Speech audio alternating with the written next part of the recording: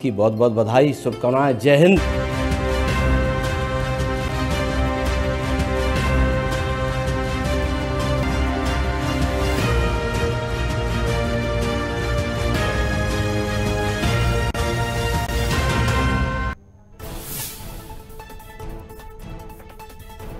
संसद में वित्त मंत्री निर्मला सीतारमण ने इकोनॉमी सर्वे किया पेश। राष्ट्रपति के अभिवादन के बाद शुरू हुई कार्रवाई। कल पेश होगा वित्त बजट।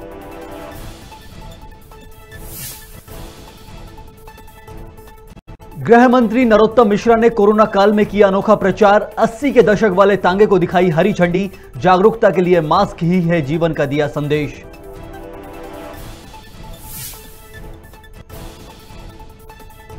सूरजपुर में दूसरे के घर के सामने युवक को मोबाइल पर बात करना पड़ा महंगा। गाली गलौज के कारण भिड़ गए दोनों पक्ष, उतारा मौत के घाट।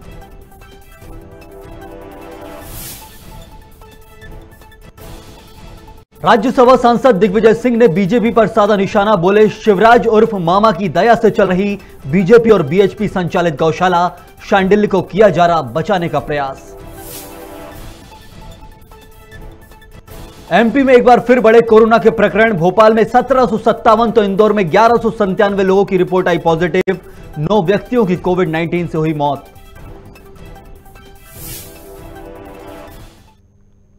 नमस्कार, बहुत स्वागत है आप सभी का खबर भारत में। आपके साथ मैं हूं संयम जैन। बुलेटिन में अब खबरें विस्तार से। संसद का बजट सत्र 11 बजे शुरू हुआ, जिसकी शुरुआत राष्ट्रपति रामनाथ कोविंद के अभिभाषण से हुई। संसद के दोनों सदनों को संबोधित करते हुए उन्होंने कोरोना महामारी से लेकर इस दौरान चलाई जा रही योजनाओं की जानकारी दी। वहीं राष्ट्रपति के भाषण में किसान, महिलाओं से लेकर 3 तलाक तक के मुद्दे शामिल रहे। हम पूरी दुनिया में सबसे ज्यादा वैक्सीन डोज देने वाले अग्रणी देशों में से एक हैं। अब तक देश में कुल 8 वैक्सीन को इमरजेंसी यूज के लिए स्वीकृति मिल चुकी है। भारत में बन रही 3 वैक्सीन को विश्व स्वास्थ्य संगठन की तरफ से आपात स्थिति में उपयोग की मंजूरी भी मिली है। सरकार ने 8000 से अधिक जन औषधि केंद्रों के माध्यम से कम कीमत पर दवाइयां उपलब्ध कराकर इलाज। चिकित्सा शिक्षा मंत्री विश्वास सारंग ने मीडिया से बात करते हुए कहा कि 15 से 18 साल के बच्चों को वैक्सीनेशन के सेकंड डोज लगाने की शुरुआत आज से हो गई है। जिन बच्चों के फर्स्ट डोज के 28 दिन पूरे हो गए, उनको आज से सेकंड डोज लगाया जाएगा। वहीं मंत्री सारंग ने बताया कि मध्य प्रदेश में कोरोना की स्थिति नियंत्रण में है, लेकिन कोरोना प्रोटोकॉल का हमें पालन करना होगा और सरकार किसी भी स्थिति से निपटने के लिए तैयारी में है। वहीं पंचायत चुनाव को लेकर मंत्री विश्वास सारंग ने कहा, चुनाव आयोग जो भी निर्देश करेगा, सरकार उसका बखूबी पालन करेगी।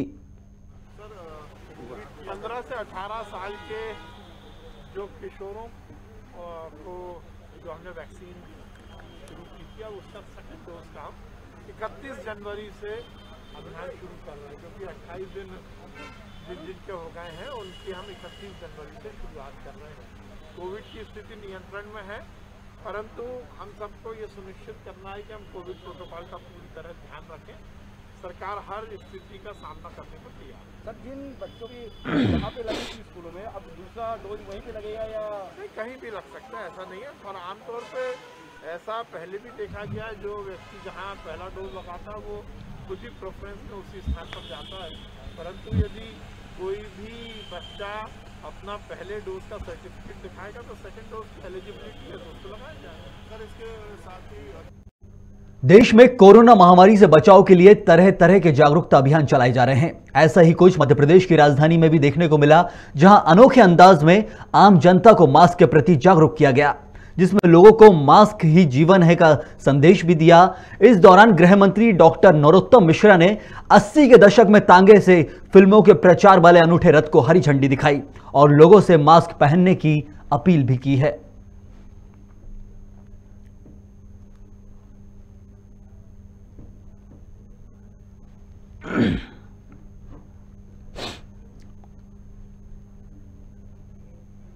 मध्य प्रदेश के गृह मंत्री नरोत्तम मिश्रा ने प्रेस कॉन्फ्रेंस का आयोजन किया, जिसमें उन्होंने बताया कि प्रदेश में पिछले 24 घंटे में 8062 नए मामले सामने आए हैं और ठीक होने वालों की संख्या 10,748 है।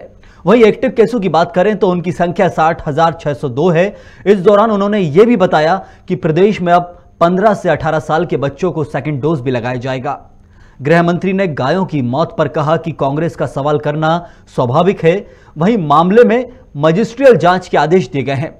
इसके बाद गृह मंत्री नरोत्तम मिश्रा ने अमेजॉन, फ्लिपकार्ट ऑनलाइन कंपनियों से चाइनीज मांजा पर तत्काल रोक लगाने की बात कही है। जबकि रिकवरी की दर संपूर्ण प्रदेश की 91.08 है, संक्रमण दर घटी और रिकवरी दर बढ़ी हुई आपको दिख रही होगी।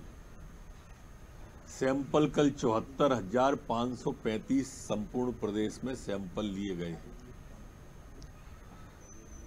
जैसा पूर्व भी मैं कहता रहा हूं, सैंपलों की संख्या हम घटा नहीं रहे हैं और तीसरी लहर कुचलने का जो संकल्प था उसमें सफल होते जा रहे हैं।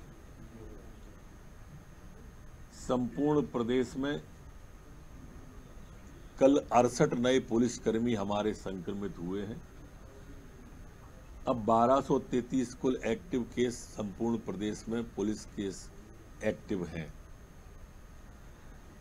कल वैक्सीन जो मध्य प्रदेश के अंदर लगी है वो 38,083 है। ऐसे कुल वैक्सीन अभी तक संपूर्ण प्रदेश की 10,93,13,308 संपूर्ण प्रदेश में लगी है। खबर विदिशा से, जहां सामाजिक न्याय विभाग ने मद्यपान निषेध दिवस पर जागरूकता अभियान रथ यात्रा निकाली, जिसमें विभागीय कार्यकर्ताओं ने गाना गाकर लोगों को नशे से दूर रहने की अपील की है। इस दौरान मुकेश टंडन सहित उप संचालक पीके मिश्रा ने यात्रा को हरी झंडी दिखाकर रवाना किया, जो विभिन्न स्थानों से होकर माधवगंज चौक में समाप्त हुई है।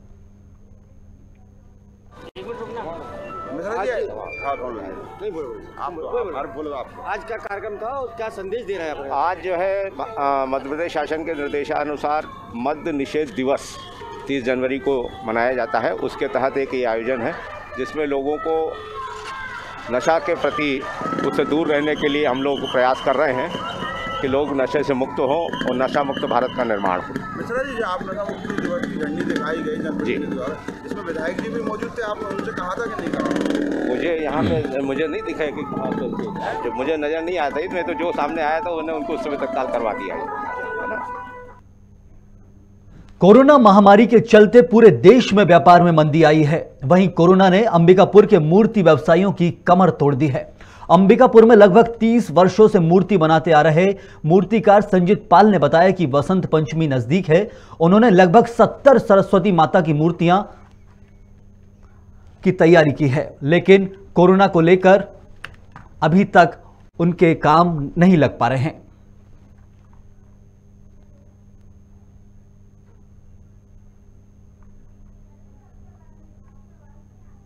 घर घर में जो लोग बैठाते हैं वो लोग ले जाते हैं घर घर में। कितना नुकसान हो जाएगा अगर मूर्तियाँ नहीं निकली तो? जो 70-75 मूर्ति में बनाया हूँ, अगर निकाल जाएगा तो फिर मतलब मान के चलिए 1 लाख रुपए के आसपास आएगा पैसा। अभी कितने की मूर्तियाँ कितने की होंगी? पूरी 70-75 वही 1 लाख रुपए के आसपास होगा। उतना होगा? हाँ, निकला तो फिर नुकसान जितना निकलेगा उतना, जितना बच जाएगा बस उतना नुकसान।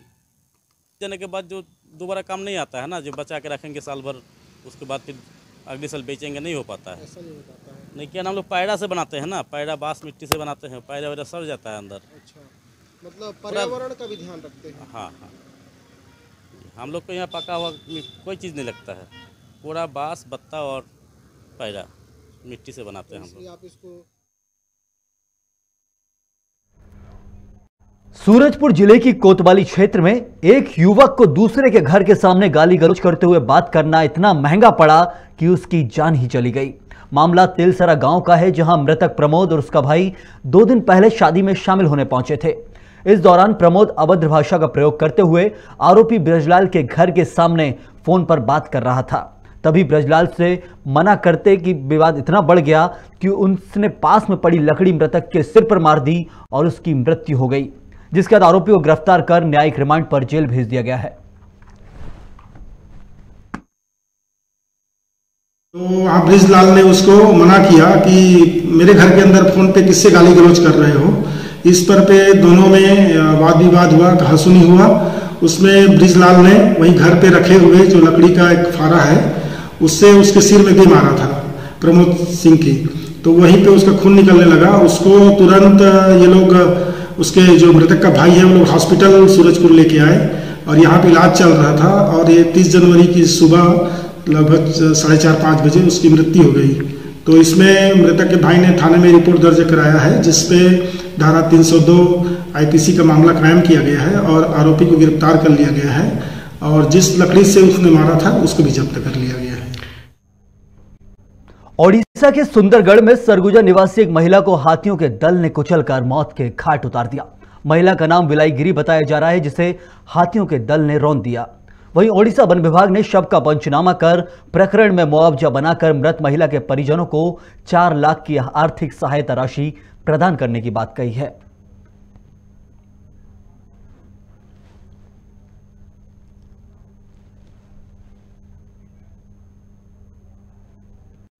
बलरामपुर जिले के ग्राम पंचायत पंसारा कैलाशपुर में एक मादा भालू ने 5 वर्षीय बच्चे पर हमला कर दिया जिसमें बच्चे की मौके पर ही मौत हो गई। वहीं घटना के बाद ग्रामीण आक्रोशित दिखे। ग्रामीणों का आरोप है कि भालू के हमले दिनों दिन बढ़ते जा रहे हैं लेकिन वन विभाग इसके लिए कोई ठोस कदम नहीं उठा रहा। वहीं वन विभाग ने पीड़ित परिवार को 25,000 रुपए की मुआवजा राशि दी है।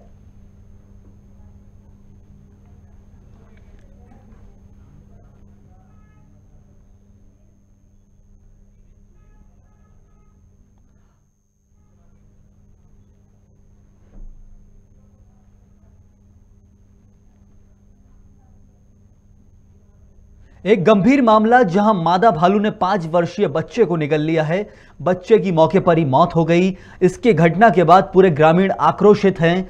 जानवरों के इंसानों के ऊपर बढ़ते ऐसे प्रकोप जिनसे नवजात बच्चों कह लीजिए या फिर छोटे छोटे बच्चे इनकी जान जा रही है। वन विभाग क्या अपनी जगह पर सो रहा है? सबसे बड़ा सवाल यही है।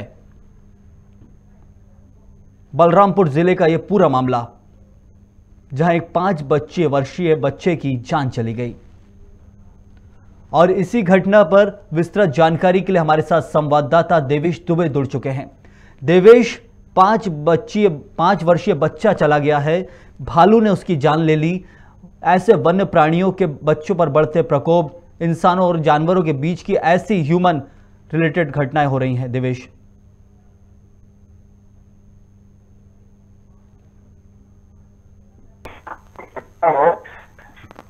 जी। देवेश जी, मैं बताना चाहूंगा ये वाड्रप नगर विकास है। उस बच्चे के माता पिता उद्यान में काम करते थे और वो बच्चा अपने माता पिता के पास जा रहा था और ये मादा भालू जो है अपने 2 शावकों के बीच अक्सर कुछ दिनों से सड़कों पे विचरण करता है और उसी दौरान उस बच्चे पे हमला किया इन भालुओं ने और उसके सिर को निगलने का प्रयास किया जिस दौरान उसकी मौके पर ही मौत हो गई। फिलहाल वन अमला मौके पे पहुंचा हुआ है। ग्रामीणों में काफी रोष है और 25,000 रुपए की मुआवजा राशि वन विभाग के द्वारा उनके माता पिता को दी गई है। जी सर। तो ये ग्राम पंचायत के अंदर का पूरा मामला है, मतलब वन विभाग की जमीन से दूर है। देवेश जी देखिए, मैं बताना चाहूंगा ये भालू जो है वन विभाग का क्षेत्र जो है गांव से लगा हुआ है और अक्सर सड़कों पे देखा जा रहा है और इसमें वन विभाग की काफी लापरवाही सामने। विभाग इस भालू को रेस्क्यू करके इसे पकड़ना चाहिए और किसी निश्चित जगह पे पहुंचाना चाहिए क्योंकि बीते कुछ दिनों से ये अक्सर सड़कों पे मिलता है लोगों को। जी सर। देवेश, जैसा कि तस्वीरों में देख पा रहे हैं कि ऐसे जानवर जो प्राणी वन में रहते हैं ये सड़कों पर निकल आते हैं और ऐसे कई जगह से तस्वीरें सामने आती क्योंकि मध्य प्रदेश वनों की सबसे बड़ी भूमि है देश के अंदर और इधर ज्यादा देखा जाता है कि हमेशा जानवर सड़कों पर आ जाते हैं, गांव में घुस जाते हैं और सबसे बड़ा वन विभाग मध्य प्रदेश में है और इनकी लापरवाही से यदि कहा जाए, लापरवाही वन विभाग की कहा जाएगी इसमें? जी निश्चित तौर पे वन विभाग की लापरवाही है। यदि ग्रामीणों ने मादा भालू को कई बार रोड पे देखा है और इसकी सूचना भी वन विभाग को दी है, इसके बावजूद इस भालू के ऊपर रेस्क्यू नहीं किया जाना बड़ा सवाल खड़ा करता है। वन विभाग की ही सवाल खड़ा होगा। जी सर। ये तुरंत प्रकरण बना के मुआवजा राशि तो दे देते हैं लेकिन उस माता पिता के बारे में वन विभाग को विचार भी है कि आखिर इसको लेकर आगे क्या सतर्कता बरतेंगे कि किसी की बच्चा उनसे ना छिन जाए।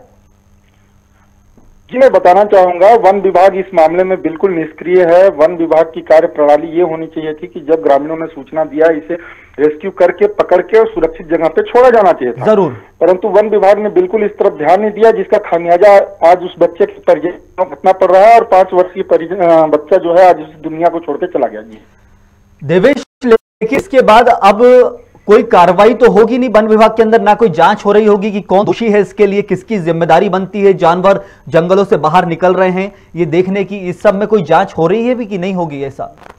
जी देखिए साहब, मैं बताना चाहूंगा, वन विभाग ने यहाँ एक सिंपल सा फंडा अपना रखा है। अगर वन्य प्राणियों से किसी व्यक्ति को नुकसान होता है तो उन्हें 6 लाख रुपए का मुआवजा दिया जाना होता है, और जिसके लिए उसे दफ्तरों के भी चक्कर काटने पड़ते हैं। और जहां तक रही बात कि इस दुर्घटना की, तो इस पे ना ही कोई जांच टीम बैठती है, कोई किसी के ऊपर कार्रवाई होती। जी देवेश, शुक्रिया आपका। तो देखिए आप कैसा गंभीर मामला है ये, जहां पर ह्यूमन एनिमल कॉन्फ्लिक्ट इसे बोलते हैं, जानवर इंसान के बीच की लड़ाई, जहां पर एक जानवर के कारण एक बच्चा, जो 5 साल का बच्चा है, वो माता पिता से छिन गया है, और अब जाकर ना ही कोई जांच होगी, ना ही कोई इसमें दोषी करार दिया जाएगा। क्यों? क्योंकि कारण सिर्फ एक है कि ह्यूमन एनिमल कॉन्फ्लिक्ट है, इसे एक्सीडेंट करार घोषित कर दिया। अब मुआवजा राशि जरूर दी है, लेकिन मुआवजा निकला है, मुआवजा तभी दिया जाता है जब कोई गलती हो, लेकिन यहां किसी की कोई गलती नहीं है। कोई भी वन्य प्राणी की इसी रक्षा के लिए जो वन ऑफिसर्स हैं, फॉरेस्ट डिपार्टमेंट के हैं, कोई दोषी नहीं है। पूरा मामला रफा दफा करके, ऐसा एक मामला नहीं है, आपको एक समय पहले, कुछ समय पहले ही हम आपको दूसरा मामला भी बचा चुके हैं, जहां पर ओडिशा के अंदर महिला को हाथियों ने घेर कर मार दिया और 4 लाख की मुआवजा राशि वहां भी दे दी।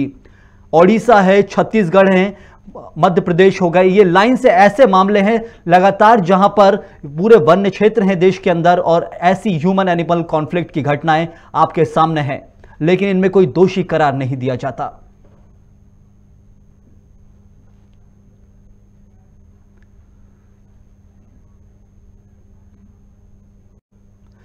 बढ़ेंगे अगली खबर की तरफ। जो बीजेपी सांसद साध्वी प्रज्ञा ठाकुर की कोरोना रिपोर्ट पॉजिटिव आई है, उन्होंने ट्वीट कर इसकी जानकारी दी। ट्वीट कर लिखा कि आज मेरी कोरोना रिपोर्ट पॉजिटिव आई है, मैं चिकित्सकों की देखरेख में हूं। वहीं उन्होंने यह भी कहा कि 2 दिन में जो भी मेरे संपर्क में आए हैं, सभी से आग्रह है कि सचेत रहें और आवश्यकता पड़ने पर कोरोना टेस्ट भी करवाएं। हमें आपकी चिंता है, प्रभु से प्रार्थना है आप सभी स्वस्थ रहें।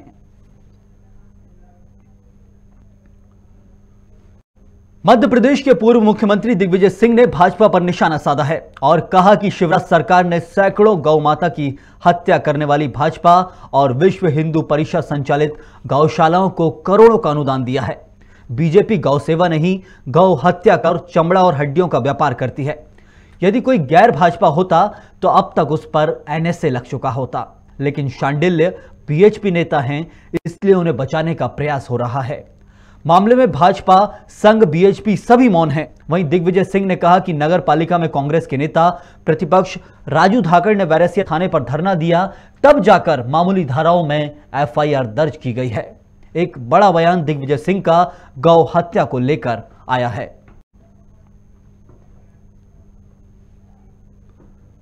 वहीं मिर्ची बाबा ने बैरसिया पहुंचकर गौशाला का निरीक्षण किया। मिर्ची बाबा ने कहा कि गौशाला में 500 गायें तड़प तड़प कर मर गईं। सीएम शिवराज और गृह मंत्री नरोत्तम मिश्रा की कार्यशैली की तुलना रावण से की है। मिर्ची बाबा ने यह भी कहा कि बीजेपी सरकार में भूख से गाय मर रही हैं और साथ ही साथ प्रदेश की हर गौशाला का मैं अब निरीक्षण करूंगा।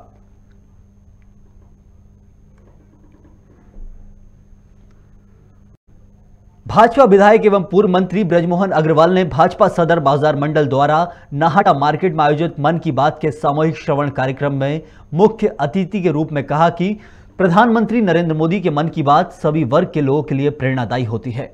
अग्रवाल ने कार्यक्रम में पूर्व भारत माता और महात्मा गांधी के चित्र पर पुष्पांजलि अर्पित की। देश भर में अलग अलग वर्ग के लोगों ने, अलग अलग उम्र के लोगों ने, अलग अलग प्रकार के लोगों ने किस प्रकार के अभिनव काम किए हैं, उसमें से कोई एक काम अगर हम, हमारा परिवार, हमारा समाज, हमारा समूह अगर कोई ऐसा काम करने लगे तो पूरे समाज को इससे दिशा मिलेगी। आज महात्मा गांधी की पुण्यतिथि के अवसर पर हम सब उनको प्रणाम करते हैं, उनको याद करते हैं कि महात्मा गांधी जी ने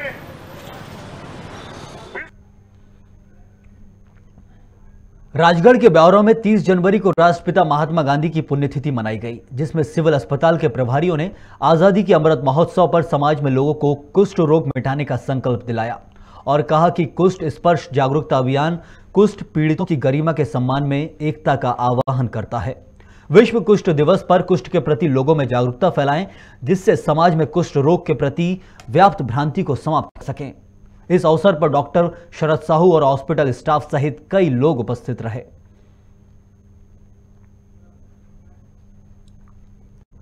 कोरिया के केलारी थाना पुलिस ने अंधे कत्ल की गुत्थी को सुलझाने में सफलता हासिल की है। मामले में पुलिस ने 3 आरोपियों को गिरफ्तार कर लिया है। जानकारी के अनुसार बीते दिन पुलिस को रोकड़ा के जंगल में अज्ञात व्यक्ति की लाश मिली थी। जांच पड़ताल के दौरान पुलिस ने संदिग्ध आरोपियों को हिरासत में लेकर पूछताछ की, जहां आरोपियों ने अपना जुल्म कबूल कर लिया। उन्होंने जमीनी विवाद को लेकर हत्या की वारदात को अंजाम दिया था। फिलहाल पुलिस ने आरोपियों को न्यायिक रिमांड पर जेल भेज दिया है।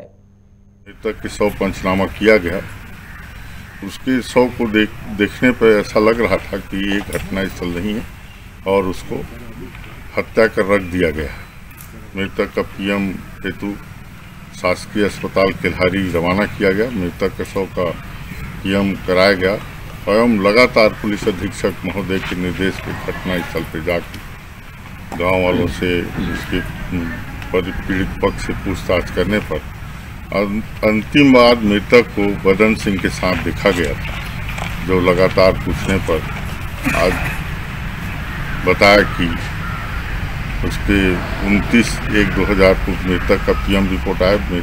पीएम रिपोर्ट में डॉक्टर साहब द्वारा मृतक के सीना एवं सिर में चोट लगने से उसकी हत्या हुई है। लेख करने पर बारीकी से पूछताछ करने पर बदन सिंह ने बताया कि लकड़ी डंडा से घर में मारकर हत्या कर दी है। हम लोग गुरु घासीदास राष्ट्रीय उद्यान में विकास के नाम पर विनाश जारी है। जशपुर पत्थल गांव से जेसीबी मशीन और ट्रैक्टर मंगाकर युद्ध स्तर पर काम कराया जा रहा है। सड़क और तालाब निर्माण के लिए हरे भरे वृक्षों की बलि दी जा रही है। मामला पार्क परिक्षेत्र जनकपुर का है, जहां रोजगार नहीं मिलने से स्थानीय लोगों में भारी नाराजगी है।